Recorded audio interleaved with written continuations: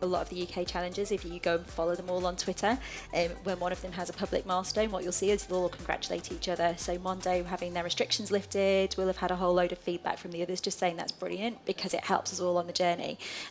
Right now, everybody's competing against a system that's a little bit broken as opposed to competing against each other.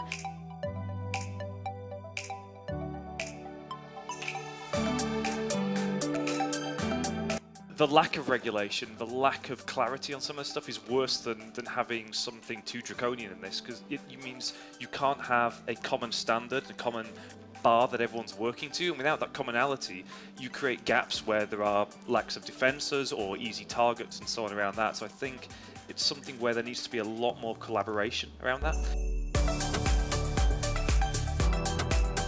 If you look at the data of customers who are going into branches, we have all digital options, but customers still love going to the branches, believe it or not. Yeah, it's going to take time. I think the best shot, at least my personal view, is go after the younger audience. Yeah, and remember the existing banks. Yeah, ADCB, Emirates NBD, all these banks have awesome digital apps too. Yeah, getting the personal touch. People love calling people and say, hey, what's my balance? You could have just pressed a few buttons and found out, yeah? But it's consumer behavior. I think changing it is going to be a challenge. And maybe it's something where all the fintechs and the startups work together to try to educate the customer, yeah, that you're better off. To us, obviously, it's a migrant community. People who come from specific markets are more likely to adopt. And second thing is younger generation, yeah, is more likely because they haven't built that relationship yet.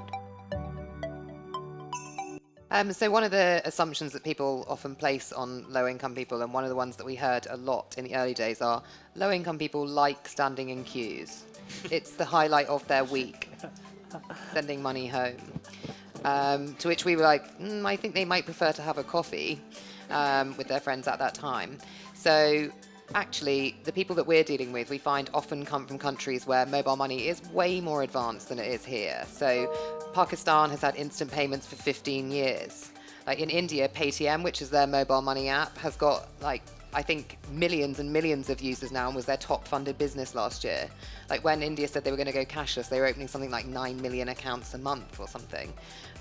So we're talking about a population who are already much more familiar with mobile money than we are, unfortunately. So when we talk to particularly Pakistanis and say, this is the app, what do you think about it? They're like, this is like Easy Paysa, which we've had in Pakistan forever. Why don't we have this here? Like, okay, give us something more exciting. So, I think there's a lot to be said for a population that are already familiar with these things.